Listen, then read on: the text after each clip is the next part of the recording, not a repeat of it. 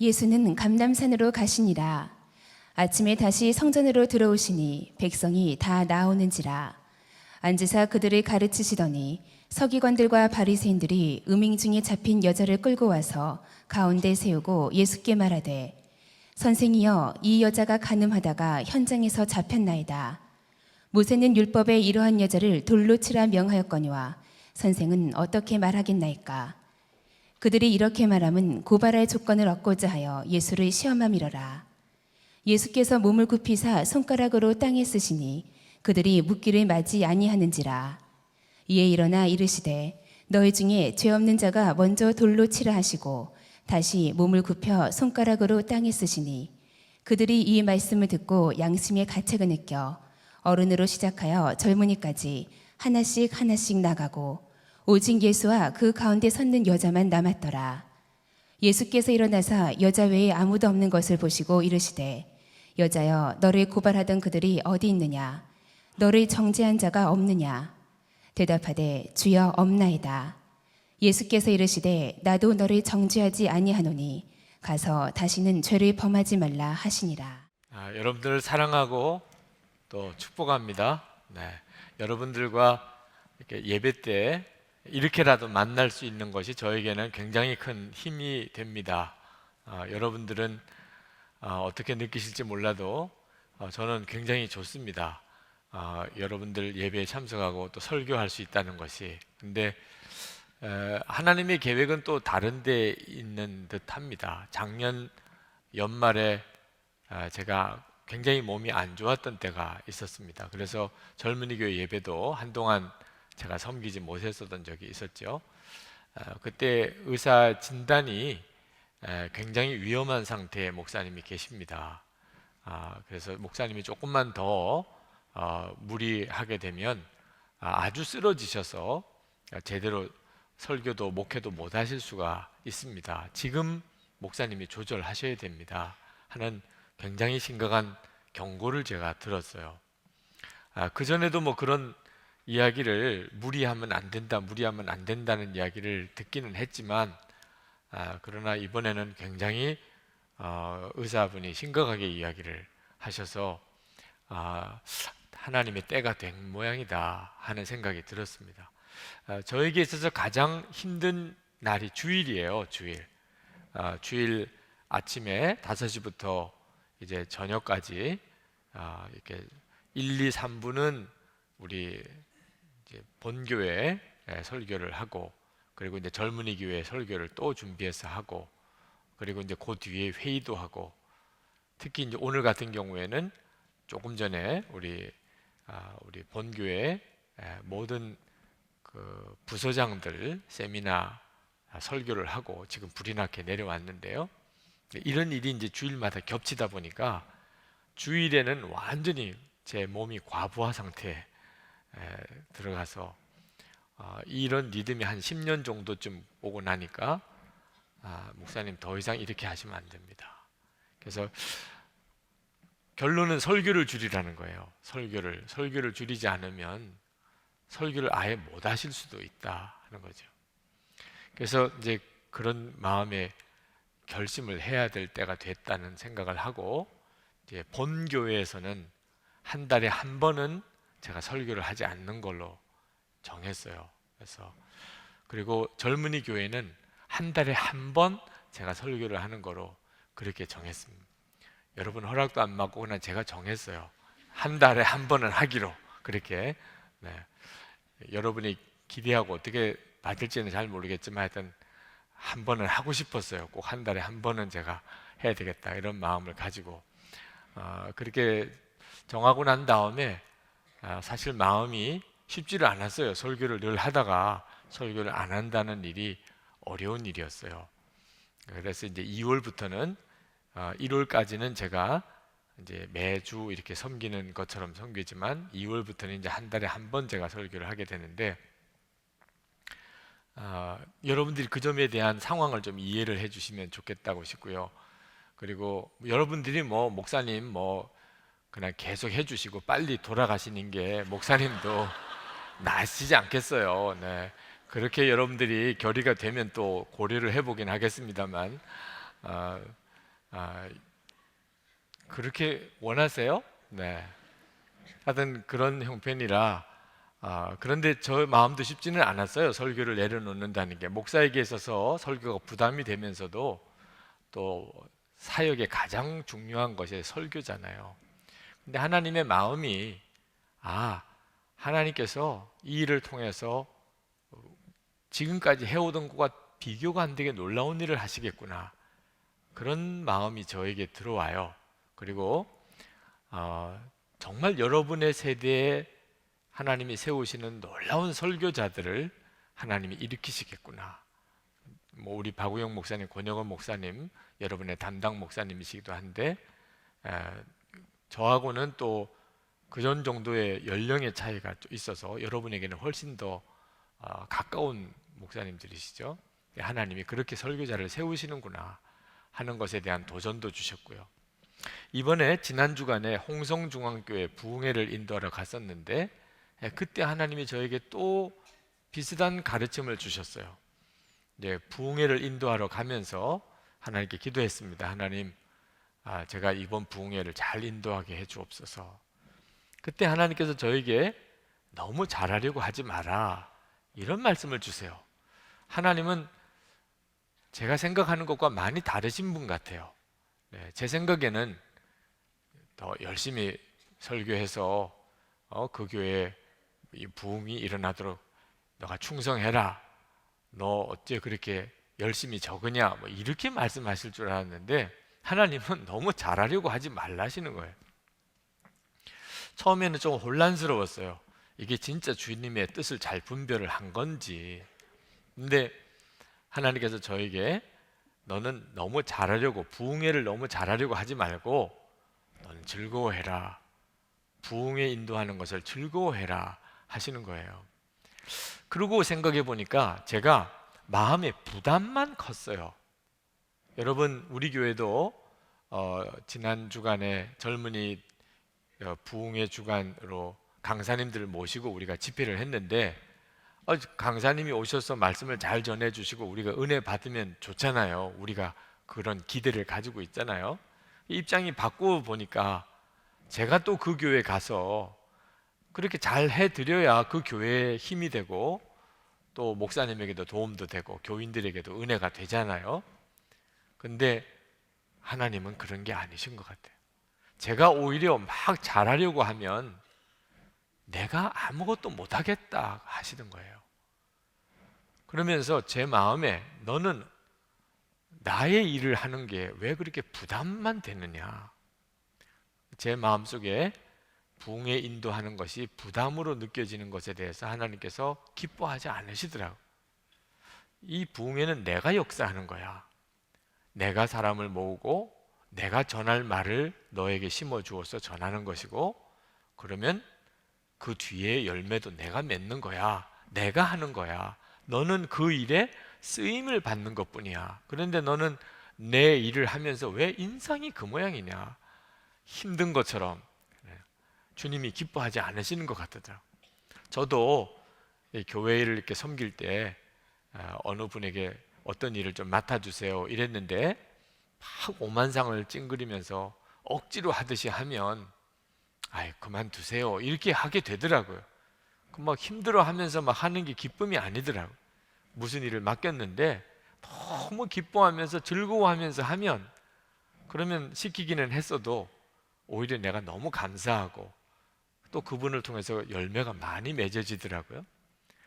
내가 주님의 일을 하는 것을 그동안 많이 착각을 했구나, 내가 하는 것처럼 그렇게 착각을 했구나 하는 생각이 들었어요. 그래서 이번 부흥회 때 막 뭘 열심히 하려고 하기보다는 즐거워해야 되겠다.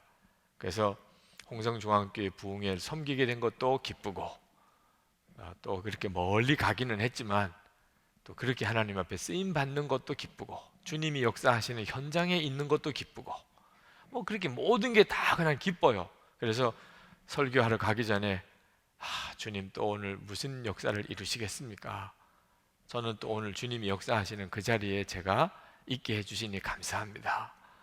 주님이 저에게 말씀하시는 것을 잘 알아듣고 제대로 전하게 해주세요. 뭐 이렇게 뭐 예화를 하나 들어도 헷갈리지 않게 해주시고, 네. 뭐 삭개오가 뽕나무에 올라간 걸 니고데모가 올라갔다고 또 이래가지고 수습이 안 돼서 이렇게 하는 이런 일도 없어야 되잖아요. 하여튼 기도를 하는데 그렇게 마음이 기쁘고, 그리고 진짜 부흥의 열매가 예전과 많이 달라요. 부흥에 참석하러 내가 사람을 모은다고 그러셨는데 진짜 일산 고향에서, 청량에서, 군산에서, 보령에서 뭐 어떻게 그렇게 먼 곳에서들 다 오는지 잘 믿어지지 않을 정도로. 그래서 주님이 하시는구나 하는 사실을 깨달았어요. 저는 2013년도에 이제 제 설교 사역이 변화가 옵니다. 본교회 12월부터, 본교회는 12월부터 이제 한 달에 한 번 제가 설교를 쉬고, 그리고 이제 젊은이 교회는 이제 2월부터 한 달에 한 번 제가 설교를 섬기게 되는데, 제가 주님의 역사는 더 크게 일어날 거라는 생각이 듭니다. 참 어떤 기대감이 있어요. 그 전에 왜 꼭 내가 설교를 해야 된다고만 생각을 했을까 하는 생각이 이렇게 들어요. 여러분, 정말 주님이 하시는 것에 대해서 여러분이 눈이 뜨여야 됩니다. 여러분이 예수님을 믿으시면, 그러면 여러분 자신에게 굉장한 변화가 일어나는데, 그것은 여러분이 열심히 노력하는 차원과 주님이 여러분을 통하여 역사하는 차원이 다르다는 걸 알게 됩니다. 이걸 빨리 눈이 뜨여야 예수 믿는 놀라운 기쁨의 삶을 살게 돼요. 예수를 믿고도 모든 일을 다 내가 하는 식으로, 여러분이 개인도, 가정도, 공부도, 직장생활도, 교회 봉사도 전부 다 내가 하는 식으로 하면 주님을 너무 힘들게 하는 거예요. 왜? 예수님은 여러분 안에 와 계시거든요. 주님으로 오셨거든요. 그런데 여러분이 예수님을 주님으로 제대로 섬기지 못하고 여러분이 막 다 하면 여러분도 고생이고 예수님은 답답하시고 역사와 열매는 없고 이런 구조로 빠집니다. 그런데 여러분이 빨리 눈이 뜨여서 여러분은 죽고 예수님이 역사하시는 이런 구조에 빨리 여러분이 눈이 뜨이고 훈련을 받으면 너무너무 재밌어요. 개인 생활도, 가정도, 교회 일도 여러분이 스스로 이렇게 주님의 역사를 보게 되니까, 야, 주님이시군요. 또 주님이 역사하셨군요. 그래서 빈말로가 아니고 주님이 하셨습니다. 주님이 하셨습니다. 이렇게 된단 말입니다. 그러니까 여러분, 이제 젊은이 교회도 그렇고 여러분 개인도 정말 여러분 안에 계시는 예수님께서 여러분을 통해서 역사하시는 이 일을 경험하시고 누리고 사시게 되기를 축복합니다. 이 성령의 열매가 그 대표적인 겁니다. 대표적인. 그러니까 여러분을 통하여 예수님의 성품이 드러나는 거예요. 그게 성령의 열매입니다. 그러니까 전에 여러분의 성품과 성격하고는 완전히 다른 성품이 나타나는 거예요. 여러분을 통하여. 이중인격 아닙니다. 네, 이중인격은 정말 그 두 가지 다가 내 속에서 역사하는 건데, 나는 죽고 예수로 사는 거니까 이중인격이라고 하기는 어려워요. 너무 감동적입니다. 특히 오늘 여러분들과 같이 나누려고 하는 이 자비의 열매, 자비는 성령의 열매의 굉장히 중요한 부분이에요. 왜냐하면 우리가 원래 자비가 없는 사람이니까 그렇습니다. 우리가 다른 사람을 배려하고, 특히 나에게 뭘 잘못한 사람에게 내가 그에게 사랑을 주는 일은 우리 본성에는 없습니다. 잘못한 사람에게 내가 안갚음을 하는 거죠. 나에게 뭘 잘못한 사람에게 복수를 하는 거죠. 아니면은 그냥 참고 피해버리든지, 내가 그 사람을 품어주고 사랑한다는 것은 기적이죠. 근데 이런 열매가 맺어지는 거예요. 자비가. 원래 우리는 하나님으로부터 구원의 축복을 받은 것이 자비 때문입니다. 하나님이 자비로우셔서 우리가 구원을 받은 거예요. 우리는 지옥에 갈 수밖에 없는 죄인이었잖아요. 당연히 지옥이죠. 그런데 하나님께서 자비로우신 분이니까, 그 자비로운 것이 뭐냐면 잘못한 사람을 사랑으로 품어주는 것을 자비라고 합니다. 근데 우리가 지옥 갈 수밖에 없는 죄인인데 독생자이신 예수님을 우리의 속죄물로 대속주로 우리에게 보내주셔서, 그래서 사람이 되고 사람이 되셔야 우리가 하나님이 우리를 사랑하시고 또 우리를 위해서 대속주로 오셨다는 걸 알잖아요. 사람이 아니시면 알 도리가 없잖아요. 사람으로 오시고 우리를 위해서 실제로 피 흘려 죽으시고, 그래서 우리가 구원을 받은 거예요. 이것이 바로 자비입니다. 에베소서 2장 7절에 이렇게 말씀했습니다. 이는 그리스도 예수 안에서 우리에게 자비하심으로써 그 은혜의 지극히 풍성함을 오는 여러 세대에 나타내려 하심이라.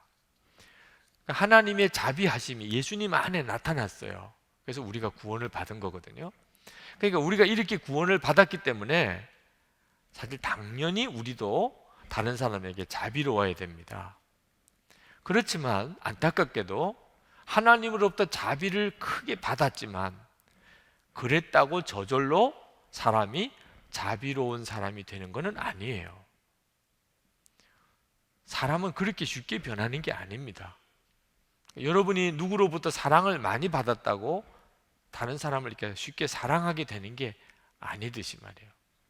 그러니까 여러분이 이 자비의 열매를 맺을 때는 기본적으로 여러분이 하나님의 자비하심으로 인하여 구원을 받았다는 사실을 명심해야 되지만, 그것을 여러분이 들었다고 해서 여러분이 자비로운 사람이 되는 게 아니고, 반드시 여러분에게 이 자비의 열매가 맺어질 수 있는 신앙적인 경험이 있어야 됩니다. 신앙적인 어떤 경험이 필요하냐면, 여러분이 여러분의 죄 때문에 정말 지옥에 갈 수밖에 없는 심판 자리에 서본 경험이 있어야 돼요. 야, 나는 이제 죽었구나. 나는 이제 지옥에 가는구나. 이런 심판 자리에 여러분이 서서 그 지옥에 갈 수밖에 없는 절박한 처지에 여러분이 처해 본 다음에 예수님의 십자가의 은혜로 여러분이 거기서부터 건짐을 받은 경험이 있다면, 그러면 사람이 확 바뀝니다. 그러니까 예수님이 나를 위해서 십자가에 죽으셔서 내가 지옥에 가지 않고 이제는 하나님의 자녀가 됐다고 아무리 들어도 그것 가지고 사람이 변하지는 않아요. 오늘 요한복음 8장에 나오는 이 간음하다가 현장에 붙잡힌 여인, 이 기사는 여러분이 잘 아는 내용이죠. 자세하게 말씀은 안 드리겠는데, 어떤 음행한 여자가 간음하다가 현장에서 붙잡혔어요. 얼마나 부끄럽겠어요. 그리고 사람들에게 질질 끌려옵니다. 보통은 돌에 맞아서 죽었어요. 그러니까 이 여자도 그 간음하다가 붙잡혀서 사람들에게 질질 끌려오면서 자기가 이제 돌에 맞아 죽겠구나 하는 것을 압니다. 그러니 그때 그 비참함이란 말할 수도 없죠. 수치스러움도 그렇고, 그리고 두려움도 그렇고, 그 고통스러움이 얼마나 심했겠어요. 그렇게 사람들에게 질질 끌려와서 예수님이라고 하는 분 앞에 내 동댕이 젖입니다. 사람들은 다 그 여자를 보고 있어요. 그러면서 막 참수합니다. 이 여자를 어떻게 해야 되나요? 죽일까요? 말까요? 이런. 그때 그 여인의 심정이 어떻겠어요? 죽음 그 자체죠. 심판의 자리에 섰어요. 자기 죄가 벌거벗은 듯이 다 드러났어요. 할 말도 없고 고개도 못 들어요. 이런 처지에 이 여자가 있었어요. 그런데 그때 예수님께서 죄 없는 자가 먼저 돌로 치라 하시면서 땅바닥에 글을 쓰셨어요. 그걸 보고 사람들이 다 돌들었던 것을 내려놓고 다 떠나갔습니다. 둘러보니까 아무도 없어요. 예수님밖에 없어요. 예수님께서 나도 너를 정죄하지 아니하노니 다시는 죄를 짓지 마라. 자, 그냥 자비를 받았다고만 말하기에는 이 여인의 경험은 너무 리얼해요. 그죠? 그냥 우리가 다 이런 비슷한 스토리는 여러분이 다 들은 거예요. 우리가 지옥에 갈 수밖에 없는 죄인인데 예수님이 십자가에 죽으셔서 나를 위해서 죽으셔서, 그래서 내가 이제 모든 죄가 사함 받았고, 그리고 내가 구원 받았다, 하나님 자녀가 되었다, 이렇게 듣는 거하고 이 여인이 이날 경험한 거하고는 질적인 차이가 있어요.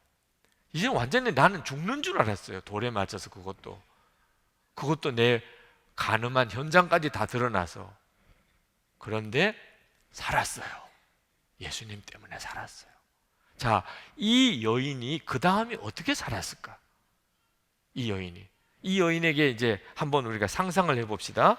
만약에 어떤 사람이 이 여인의 집에 와서 뭘 도둑질을 해갔습니다. 그랬을 때 그 도둑놈을 어떻게 잡았어요. 그때 이 여인이 죽어라 그러면서 때리겠어요? 네. 사람도 아니지. 자기가 그날 예수님으로 인하여 정말 죽을 수밖에 없는 그때 자기가 용서함을 받았어요. 자기 같은 여자를 예수님께서 정죄하지 않으시겠다. 정죄를 하실 거면 예수님 그분이 정죄하실 수 있는 거죠. 그런데 예수님께서 나도 너를 정죄하지 않겠다. 다시는 죄 짓지 마. 이러셨거든. 그러니까 이 여인은 그 다음에 누가 뭘 잘못해도 그는 달랐을 거예요. 용서하는 게 힘들지 않았을 겁니다. 잘못한 사람을 품어주는 게 힘들지가 않았어요. 자기가 그랬으니까. 그리고 다시는 죄 짓지 마. 다시는 죄 짓지 마. 다시는 죄 짓지 마. 이 여인이 그 다음에 또 간음하는 일을 했을 거라고는 상상이 안 가요.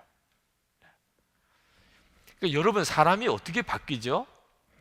바로 십자가의 경험이 분명한 사람이 바뀌는 겁니다. 저는 목사의 아들로 예수님의 십자가의 복음을 수도 없이 들었지만 나중에는 그게 오히려 제게 그냥 십자가의 복음의 감동을 다 잃어버리게 만들었어요. 하도 어릴 때부터 예수님의 십자가. 그래서 나 위에 죽으셨네. 나는 하나님 자녀 됐고 나는 구원받았고 아주 목사가 되기 전에 벌써 머릿속에 다 외울 정도예요. 복음은. 문제는 감동이 없는 거예요. 그런 복음을 다 알면서도 짜증나고 화내고 누가 잘못하면 세상에 저런 놈이 다 있나 싶고 문제가 심각한 거죠. 하나님은 나를 위해서 독생자를 주시고 예수님은 나 위해서 십자가에 대신 죽으시고 그랬다는 것을 알고도 나는 다른 사람을 진심으로 품어주는 일이 어렵더라니까. 왜 그렇죠? 진짜 십자가를 경험하지 못했기 때문에. 근데 제가 군목 훈련 받다가 다리가 다치고 그리고 그날 밤에 하나님이 저의 죄성을 다 드러나 보여주셨어요. 제가 얼마나 엉터리 같은 목사인가 하는 것을 알게 하시고 그리고 제가 은밀한 가운데 지었던 죄가 다 폭로되는 것 같은 느낌을 받았어요. 나는 너무너무 나쁜 놈이더라. 그러면서도 사람이 괜찮은 사람처럼 이렇게 보이니까 더 가증한 거죠. 내가 더 큰 죄인이구나. 그리고 나는 정말 지옥에 갈 수밖에 없는 그런 죄인인 것을 통렬하게 느꼈어요. 밤새도록 울었다니까. 밤새도록 울고 또 회개하고 울고 또 회개하고. 그리고는 십자가가 완전히 달리 느껴져요. 새벽녘쯤에 주님의 십자가. 그런데 눈물이 확 쏟아지더라. 나를 위해서 죽으셨다. 얼마나 눈물이 쏟아져. 진짜 나에게 십자가가 필요하구나. 그리고 기도 제목이 달라지더라니까. 다리를 하나님께 바치겠다고. 저는 장애인이 되는 게 오히려 기쁘더라고요. 그때 두 다리 멀쩡한 게 오히려 불안하고 차라리 장애인이 되면 하나님께 순종을 더 잘할 수 있겠더라니까. 여러분, 진짜 십자가에 서 보면요 생각도 관심도 다 달라집니다. 십자가를 바라보면서 하나님 앞에 다리를 바치겠다고 기도도 나오고 하나님의 종이 되는 게 얼마나 또 감사한지. 그냥 하나님 앞에 섰을 때 내 종아 수고했다 이 말씀만 한마디 들려주시면 좀 아무것도 더 원할 게 없더라고. 아무것도. 지금 여러분 중에도 그런 분이 계십니까? 하나님 앞에 섰을 때 내 종아 수고했다 이 말만 들으면 아무것도 원하는 거 없습니다. 하나님, 나 아무것도 원하는 게 없습니다. 지금 나를 장애인으로 만들어 주셔도 좋고 나를 지금 정말 거지처럼 아무것도 없이 만들어 주셔도 좋고. 여러분도 그런 마음이세요? 그런 마음을 갖는 것 자체가 쉬운 일이 아닙니다. 근데 제가 그날은 마음이 정말 그런 거예요. 이게 어떻게 해서 이런 일이 벌어지지요? 그런 걸 십자가를 경험했다고 하는 거예요. 십자가를 경험. 여러분은 여러분이 지옥에 갈 수밖에 없는 죄인이다, 이 경험을 해본 적이 있습니까? 내가 지옥에 갈 수밖에 없는 죄인이구나. 완전히 여러분이 지옥으로 떨어지는 것 같은 그런 느낌을 받아본 적이 있습니까? 그런 죄인이라고 하는 것에 대해서 통렬한 깨달음이 오신 적이 있었나요? 그런데 예수님의 십자가의 복음이 여러분을 건져 주었나요? 이런 사람은 다른 사람을 향하여 자비롭게 대하는 일이 쉽습니다. 왜? 나는 지옥에 갈 수밖에 없는 죄인이었어. 우리가 흔히 교회에서 말할 수 없는 죄인이라고 표현을 씁니다. 그죠? 말할 수 없는 이 죄인을 예수님께서 십자가에서 대신 죽어 주셔서, 그런데 그 말할 수 없는 죄인이라고 표현은 하지만 실제로는 그런 의식이 없습니다. 여러분이 진짜 말할 수 없는 죄인, 예수님이 대신 죽으셔야만 될 만큼 그런 죄인이라는 것을 여러분이 분명히 깨달았다면 다른 사람이 잘못한 것에 대해서 절대로 함부로 말 못합니다. 나도 그래. 나도 너 같은 상황이 되면 그보다 더 할 거야. 이렇게 되는 거죠. 이게 자비의 마음이에요. 그러니까 여러분이 예수님의 십자가에 완전히 그 중심에 서면, 그러면 여러분 안에 변화가 일어나는 것이 바로 자비로운 사람이 되는 겁니다. 그 다음에 하나 더 가야 되는 것이, 여러분이 죽었다고 하는 것에 대해서 눈이 열리는 거예요. 여러분이 죽었다. 그냥 십자가만 나는 죽을 수밖에 없는 죄인이었는데 예수님이 나를 용서해 주셨다, 그래서 내가 살았고 하나님의 자녀가 되었다 하는 것도 놀랍습니다. 그것을 제대로만 경험하면. 그런데 십자가는 거기서 더 가요. 내가 죽었다는 거예요. 내가 죽었다. 고린도후서 5장 14절 한번 같이 읽겠습니다. 고린도후서 5장 14절. 여러분 중에 어떤 분이 너무 졸리는데 안 졸려고 막 몸부림을 치면 너무 감동이 돼요. 네. 네. 그냥 졸아도 되는데, 정말 저렇게 안 졸려고 막 몸부림을, 그럴 필요가 없는데, 이런 사람이 있어서 같이 읽으려고 합니다. 고린도후서 5장 14절 같이 한번 읽겠습니다. 그리스도의 사랑이 우리를 강권하시도다. 우리가 생각하건대 한 사람이 모든 사람을 대신하여 죽었은즉 모든 사람이 죽은 것이라. 여러분, 이 성경에 상상할 수 없는 십자가의 놀라운 비밀이 증거되어 있어요. 그것은 예수님이 죽은 것만 아니라는 겁니다. 우리가 다 죽은 거라. 예수님이 십자가에 죽으실 때 저와 여러분이 다 죽은 거예요. 하나님이 그렇게 받아주신 거예요. 그래서 우리 죄가 사함을 받은 거예요. 우리는 안 죽었는데 죄만 없어질 수가 없습니다. 왜? 우리 자신 속에 죄가 박혀 있는 거예요. 나는 안 죽었는데 죄만 없어질 수가 없다니까. 내가 죽었으니까 죄가 끝난 거예요. 그래서 우리는 예수님을 믿고 내가 죽었다는 사실을 듣게 됩니다. 문제는 그것을 언제 내가 받아들이느냐는 거예요. 로마서 6장에 우리가 죽었다고 나오고 갈라디아서 2장에는 내가 죽었다고 나옵니다. 여러분은 갈라디아서 2장 20절에 나오는 내가 그리스도와 함께 십자가에 못 박혔나니, 이런 고백이 여러분에게서 나오십니까? 그게 열쇠예요. 내가 죽었다 하고 이렇게 고백이 나올 때 우리는 용서 못할 사람이 없습니다. 비로소 자비로운 사람이 되는 거죠. 여러분이 용서 못할 사람들 앞에 내가 죽었습니다 라고 고백하고 나가면 품어지지 않는 사람이 없습니다. 여러분, 여러분이 죽는 것은요, 예수님이 죽여주는 게 아닙니다. 죽여주세요. 주님도 대책이 없어요. 왜? 주님이 죽여주시면 우리는 지옥입니다. 주님이 우리를 딱 죽이시면 그럼 지옥이에요. 내가 죽었습니다 하고 나의 자아를 죽음으로 넘겨버리면 구원입니다. 우리가 주님의 죽으심을 믿음으로 취하고 내가 나의 죽음을 처리하는 일은 다 우리가 해야 하는 겁니다. 다른 사람이 하면은 그냥 나는, 다른 사람이 나를 죽이면 나는 살해당하는 거고, 하나님이 나를 죽이면 그 다음부터는 심판인 거예요. 여러분이 구원받는 길은 우리 주님이 죽으실 때 나도 죽었다고 인정하셨으니 내가 믿음으로 그걸 취하는 거예요. 내가 죽었다. 나의 자아를 죽음으로 처리하는 거예요. 그때부터 주님의 역사가 나타납니다. 주님의 역사가 바로 자비예요. 자비.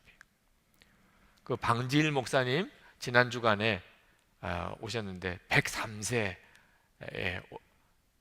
참 대단하신 분이세요. 103세 목사님이 교회에 오셔서 설교해 주셨는데 딱 30분 설교하셨습니다. 그런데 그 방지일 목사님이 그런 이야기를 하셨어요. 청년들이 주례를 해달라고 올 때, 그때 형제에게 너 여자한테 장가드는 게 뭔지 아느냐? 이렇게 물어봅니다. 여자한테 장가든다는 게 뭐냐?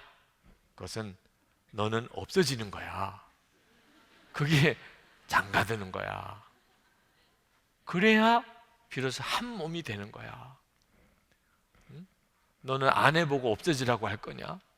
남자와 여자가 한 몸이 되어서, 한 몸이 되어서인데, 그러면 너 결혼하자, 프로포즈도 하고 나와 결혼해 줘요 이러면 너는 결심이 있어야 돼. 나는 죽었다. 나는 없다. 이제부터는 내 사랑하는 그 여자밖에 없다. 이렇게 너가 하면, 그러면 행복한 결혼을 하게 되지만, 너가 안 죽으면 너는 애꿎은 여자 데려다가 고생만 시키는 거야. 그러면서 이제 자매한테도 여자도 마찬가지야. 그 마음이 있으셔야 결혼을 한다. 부부 사이의 결혼도 이래요. 여러분이 결혼을 생각하는 사람들, 여러분 자신이 죽었는지 확인해요. 그렇지 않으면 살아있는 둘이서 맨 부딪힙니다. 네. 나는 죽었습니다. 이게 되는 사람이 결혼해요. 그래야 잘 살게 됩니다. 예수님께서 기가 막힌 가정을 이루게 돼요. 결혼만 그런가요? 모든 관계가 그렇습니다. 여러분을 통해서 자비의 열매가 맺어지는 이 역사는 내가 죽었다고 하는 고백이 분명할 때 그때 와요. 옷가게를 하시는 어느 집사님, 손님이 와서 자꾸 옷을 뒤적거리는 게 그렇게 힘들었다 그래요. 나중에는 결국은 말을 하게 된대. 아니 그렇게 만지다가만 놓고 가면 어떡합니까? 옷 다 떼타게 하고. 사실 여러분 옷가게 안 해봐서 그렇지, 자꾸 손님이 와서 이거 뒤쳐보고 요거 만져보고 뭐 아우 요거 뭐 옷감이 이러네 그러면 나중에 주인이 보면 다 떼타서 그 옷은 못 파는 거죠. 그냥 정말 막 속이 부글부글 끓는 거야. 그래서 결국은 말을 이제 안 좋은 소리를 하는 거예요. 눈으로만 보세요. 만지지 말고 막 이러다 보니까 손님은 또 기분 나빠서 안 오고. 근데 이분이 예수를 믿으시고 바뀌었어요. 예수님이 가게에 계신데 주님은 전혀 다른 마음을 주시더래요. 어떤 사람이 막 옷을 이렇게 만져보고 저렇게 펼쳐보고 그러더니 안 사고 가더래요. 그래서 쫓아나가면서 마음에 드는 것이 없어서 죄송합니다. 제가 또 좋은 옷을 많이 갖다 놓을 테니까 꼭 다음에 와서 한번 둘러봐 주세요. 제가 마음에 드는 옷 꼭 갖다 놓겠습니다. 이렇게 이야기가 나오더래요. 단골이 많아졌어요. 여러분도 실제로 어느 옷가게 가서 그 집 주인이 그렇게 이야기하면 어떤 느낌이 들어요? 뭐 이것도 펼쳐보고 저것도 만져보고 갔는데 인상이 안 좋아요. 그러면 무섭잖아요. 가게 주인 무서워서도 못 들어가 보잖아요. 그죠? 그런데 주인이 나와가지고 정말 죄송하다고, 마음에 드는 게 없어서 너무 미안하다고, 다음에는 꼭 마음에 드는 거 갖다 놓을 테니까 꼭 한번 들러보시라고 하면 다른 사람들한테 소문내서라도 같이 가보죠. 그죠? 내가 예수님 안에서 이렇게 죽으면 주님이 다 나를 잘 되게 만드세요.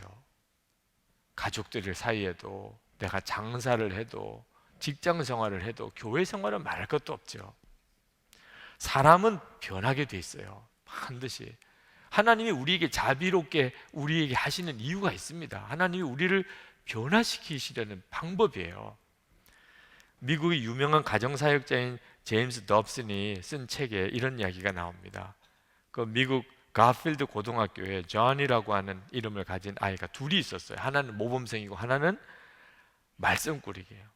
1년에 한 번씩 학부모가 선생님을 만나러 오는데 어느 날 이 존이의 부모님이 찾아왔습니다. 그래서 선생님이 그 존이의 어머니를 만나서 존이가 어때요? 학교 생활 어때요? 선생님이 뭐 만면의 미소를 지으면서 저희 반에 존이 같은 아이가 있는 게 얼마나 자랑스러운지 모릅니다. 이 아이로 말미암아 온 반의 아이들이 격려를 얻습니다. 앞으로 하나님께서 정말 크게 쓰실 거예요. 기대가 됩니다. 그런 존이의 부모님을 만나보게 되니 참 반갑습니다. 뭐 이렇게 칭찬을 해주었어요. 그 다음날 말썽꾸러기 존이가 선생님을 찾아왔어요. 저는 선생님이 저를 그렇게 보시는 줄 몰랐습니다. 저는 지금까지 살아온 동안에 누구의 칭찬을 들어본 적이 한 번도 없었습니다. 그런데 선생님께서 저희 어머니에게 그렇게 용기를 주셨다니, 저를 그렇게 인정하신다고 하신다니, 제가 이제부터는 선생님의 기대에 실망시키지 않겠습니다. 선생님이 아차 싶었어요. 말썽꾸러기 존이의 부모님이었던 거예요. 자기는 모범생 존이의 부모님인 줄 알고 참 칭찬을 해주었더니, 근데 참 놀라웠거든요. 이 아이가 변했어요. 그날부터 생전 안 해오던 숙제를 그날 처음 해왔고, 그리고는 3개월 동안 얼마나 열심히 잘해보려고 하는지 학교에서 성적이 가장 많이 향상된 상을 그 학기 말에 받았고, 그리고 그 다음 학기에는 3등까지 올라갔어요. 이 실수로 한 칭찬 때문에 아이가 변했어요. 실수로. 그런데 하나님은 우리를 칭찬하시는 게 실수가 아닙니다. 여러분이 하나님 저 사랑하시나요? 하나님 사랑하신다고 하십니다. 하나님 지금 옆에 있는 얘 보고 하시는 거 아니에요. 하나님이 실수가 없어요. 하나님이 진심입니다. 여러분을 정말 사랑하세요. 믿어지지 않는 이야기예요. 지난번에도 이야기를 드렸지만 여기 목양교회, 용인에 있는 목양교회 담임 목사님 김한중 목사님도 뭐 중학교 다닐 때까지만 해도 막 이렇게 거칠게 막 살던 아이였는데, 그런데 어느 날 기도 많이 하는 숙모님이 오셔가지고 그러면서 기도를 해주시는데 예언 기도를 하세요. 하나님이 사랑하신다. 근데 이 아이가 충격을 받았어요. 왜? 자기가 사랑받을 일을 했는지 아닌지 자기가 알잖아요. 자기도 자기를 사랑하지 못하는데 하나님이 사랑하신다니, 하나님이. 그리고는 교회로 울면서 뛰어갔어요. 그냥 자기도 모르게 교회를 뛰어갔어요. 그리고 예배당에 들어간, 뭐 아무도 없는 낮이니까 그 예배당 맨 앞자리에 나와 앉았어. 그리고는 하나님 저를 아시나요? 하나님 정말 나를 사랑하시나요? 하나님 왜 나를 사랑하시나요? 그 중학교 1학년 아이가 펑펑 울면서 하나님 진짜 저를 아세요? 하나님 저를 정말 사랑하세요? 그리고 사람이 바뀐 거예요, 아이가. 지금은 그 옛날에 뭐 그렇게 거칠었던 아이라는 것 자체가 상상이 잘 안 됩니다. 그 목사님을 만나서 이야기를 해보면. 하나님은 우리를 사랑하시는데 진짜예요. 정말 하나님은 진짜 우리를 사랑하세요. 그게 자비입니다. 우리가 한 거 보면, 우리가 산 거 보면 그럴 수가 없거든요. 진짜 사랑하시는지 아닌지에 대한 증거가 십자가잖아요. 십자가. 이보다 더 큰 증거가 어디 있어요? 하나님이 나를 얼마나 사랑하시는지. 그리고 거기서 이제 하나 더 가서 예수님이 정말 나와 함께 계신 것을 아는 눈이 열려야 자비의 열매가 맺힙니다. 이 자비의 열매는 예수님이 나와 함께 계시는 것에 눈이 뜨여야 돼요. 주님이 나와 같이 계신.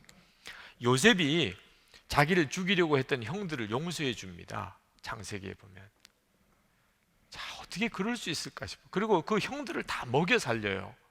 다 형들을 거두어서 용서만 해준 게 아니고 다 형들을 애굽에 거두어서 먹이고 다 그 온 식구들 다 살려줍니다. 어떻게 그렇게 할 수 있었을까? 창세기 39장 23절에 여호와께서 요셉과 함께 하심이라 여호와께서 그를 범사에 형통하게 하셨더라. 요셉은 하나님이 늘 같이 계시는 것을 알았어요. 그게 열쇠입니다. 우리도 예수님이 나와 함께 계시는 것을 아는 눈이 뜨이면요, 사람에 대한 태도가 달라집니다. 자비하게 돼요. 어떤 잘못한 사람을 품어줘요. 예수님이 나와 함께 계시는 것에 대해서 지식으로만 알면 안 돼요. 까다로워집니다. 시시비비도 따지고 나한테 잘해줬나 못해줬나 이런 것만 따지고 잘해준 건 잊어버리고 못한 거는 기억하고 이렇게 돼요. 근데 예수님이 나와 같이 계신 것을 알게 되면 그러면 전혀 태도가 달라집니다. 부모님을 향하여, 형제들을 향하여, 교인들을 향하여, 직장에서 다 달라져요. 그러니까 예수님이 함께 계시는 것을 아는 게 열쇠입니다. 다윗도 자기를 죽이려고 했던 사울을 살려주고 그리고 사울의 집안에 자비를 베풉니다. 왜 어떻게 그럴 수 있었을까? 다윗이 하나님을 알았기 때문입니다. 자기와 함께하는 하나님을 알았기 때문에 그렇게 할 수 있었던 거예요. 어느 책자에 나온 이야기입니다. 아내가 먹고 사는 양식, 박종원이라는 사람이 쓴 글입니다. 쨍그랑 부엌에서 들려오는 날카로운 파열음에 놀란 식구들은 일제히 자리에서 일어나 부엌으로 달려갔다. 식구들이 도착했을 때 아내는 마치 넋나간 사람처럼 허공을 쳐다보고 있었고 부엌 바닥 여기저기에는 유리 조각과 김치 조각들이 흩어져 있었다. 저녁 준비를 하던 아내가 또다시 일을 벌인 것이다. 남달리 조심성이 없었던 아내에게는 이 일이 그리 특별한 일이 아니었다. 아내는 때때로 물을 털어놓은 채 외출을 해서 집안을 온통 물바다로 만드는가 하면 빨래를 삶겠다고 불 위에 올려놓은 채 잠이 들어서 빨래를 새까만 숫덩이로 만들기도 했다. 어디 그뿐인가 언젠가는 문을 열어놓고 장을 보러 갔다가 집안의 귀중한 물건들을 모두 도둑맞은 일까지 있었다. 이런 일이 반복되면서 가족들은 아내에게 짜증을 내기 시작했다. 그날도 가족들은 아내를 향하여 짜증 섞인 불평을 쏟아놓았다. 먼저 어머니가 입을 여셨다. 아니, 너는 한두 번도 아니고 이게 도대체 뭐 하는 짓이냐? 몇 번 큰 실수를 해서 낭패를 봤으면 정신 똑바로 차리고 조심해야지. 이렇게 매일 일을 벌이면 식구들이 불안해서 어떻게 살라는 거냐 도대체. 이런 모습을 보고 있는 나 역시 마음이 편치 않았다. 부모님을 모시고 살면서 조심성 없이 행동해서 늘 집안을 시끄럽게 만드는 아내가 믿고 야속하기만 했다. 홧김에 나 역시 아내의 상처받은 마음에 고통을 더했다. 당신은 도대체 무슨 정신으로 사는 사람이야? 정신을 어디다 두고 살기에 매일 이렇게 말썽이냐고. 이렇게 말썽을 부릴 거면 차라리 아무 일도 하지 말고 가만히 방구석에나 틀어박혀 있으라고. 다음날 아침 나는 그 어느 때보다 침울해 보이는 아내를 뒤로 한 채 불편한 마음을 안고 직장을 향해 차를 몰았다. 차를 몰고 가면서도 의기소침해 있는 아내의 모습이 머릿속에 떠나질 않았다. 그런데 그 순간 라디오에서 마치 고압전류에 감전된 듯이 나를 전율케 하는 한마디의 말씀이 내 귓전을 때렸다. 아내는 남편의 사랑을 먹고 사는 존재입니다. 남편의 사랑을 받아야 행복할 수 있는 존재가 바로 아내입니다. 매일 아침 9시 30분에 극동방송에서 방송되는 말씀이었다. 다른 사람보다 출근 시간이 늦었던 나는 늘 차 안에서 그 방송을 들어왔다. 하지만 그날의 말씀처럼 마음에 강하게 부딪혀 오는 일은 흔치 않았다. 아내는 남편의 사랑을 먹고 사는 존재라는데 과연 나의 아내는 이날까지 무엇을 먹고 살아왔던가? 꽃다운 나이에 장남에게 시집와서 시부모님을 모시고 고생하며 살아왔는데 내가 아내에게 주었던 것은 과연 무엇인가? 생각이 여기에 미치자 코끝이 찡해왔다. 그리고 눈물이 주체할 수 없이 흘러내렸다. 그날 밤 나는 난생 처음으로 꽃을 사들고 집에 들어갔다. 그게 웬 꽃이냐고 묻는 식구들의 말에 좀 쑥스러웠지만 그날은 아내를 위해서 얼마든지 그 쑥스러움을 참을 수 있었다. 부모님께 인사를 드리고 곧바로 안방으로 들어온 나는 나를 따라 들어오는 아내를 왈칵 끌어안았다. 무슨 영문인지 모르는 아내는 나를 밀어내려고 했지만 나는 더욱 힘을 주어 아내를 안았다. 그리고 아내의 귓전에 이렇게 속삭였다. 난 정말 당신을 사랑해. 이제까지 당신이 얼마나 힘들었는지 알아. 하지만 이제부터는 내가 당신의 쉼터가 되어줄게.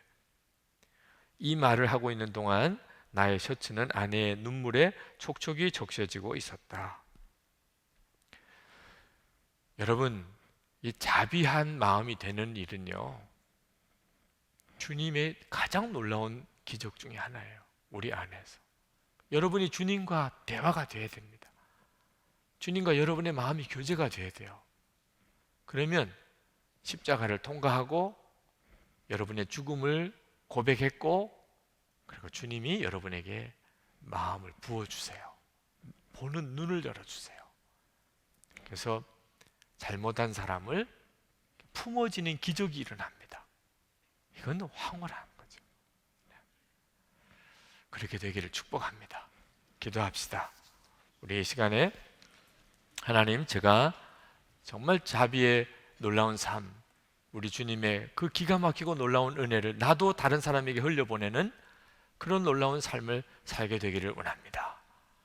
주님의 십자가 통과하고 예수님의 십자가를 제가 나의 십자가로 받아들이고, 그리고 주 예수님을 바라보고 살겠습니다. 우리 통성으로 기도합시다. 은혜와 사랑이 충만하신 아버지 하나님, 놀라우시고 크신 하나님의 은혜를 감사합니다. 오늘도 주님 앞에 나와 예배하는 사랑하는 청년들 하나님의 손에 부탁합니다. 저들의 마음의 심성이 예수님의 마음이 되게 해주소서. 주님의 십자가로 저들을 붙들어 주소서. 주님의 은혜와 사랑으로 저들을 사로잡아 주소서. 아버지 하나님, 하나님의 놀라운 은혜를 이 시간에 사랑하는 모든 청년들에게 또 성도들에게 부어 주시옵소서. 예수님, 주님으로 인하여 우리가 구원을 받았습니다. 우리의 생명이신 예수님, 주님 바라보며 삽니다. 모든 관계를 재점검해 주시기를 원합니다. 시집이 따지고 인색하고 까다로웠던 나의 성품이 십자가에 못 박히고, 예수님의 그 마음, 우리를 지옥에 갈 수밖에 없는 우리를 위하여 대신 죽으신 주님의 그 마음 우리 가운데 부어주소서. 주님의 마음으로 모든 사람을 보게 하시고 모든 상황에서 주님의 마음으로 살게 하여 주시기를 원합니다.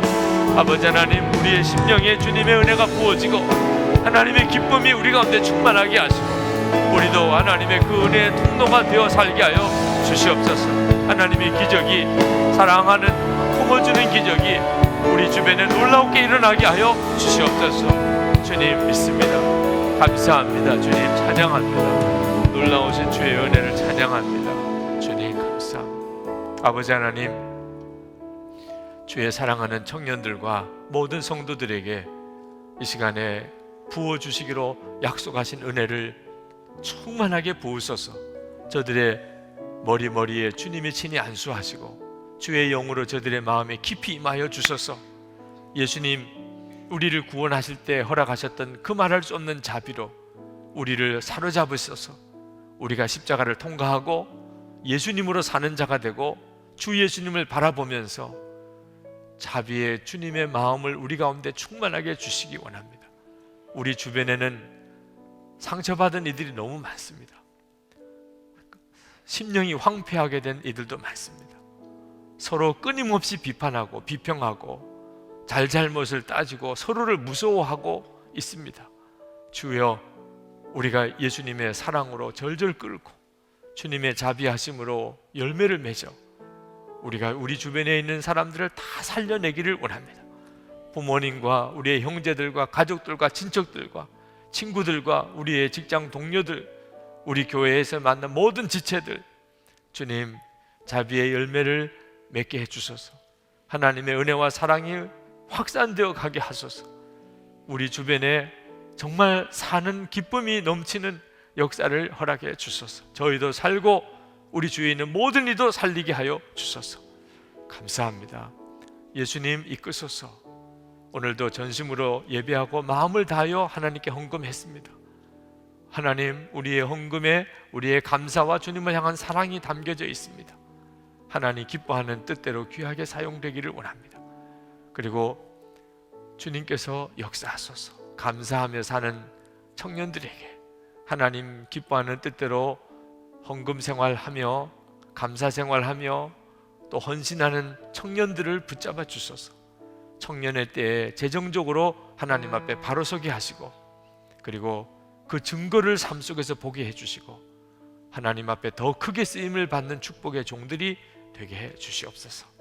북한에 있는 동포를 구원하시고 열방에 있는 미전도 종족들에게까지 주의 복음이 전해지게 하시며, 무엇보다도 대한민국 이 나라가 거룩한 성도와 교회들이 일어남으로 변화되게 하시고 하나님의 택한 백성, 쓰임받는 백성 되게 해 주시옵소서.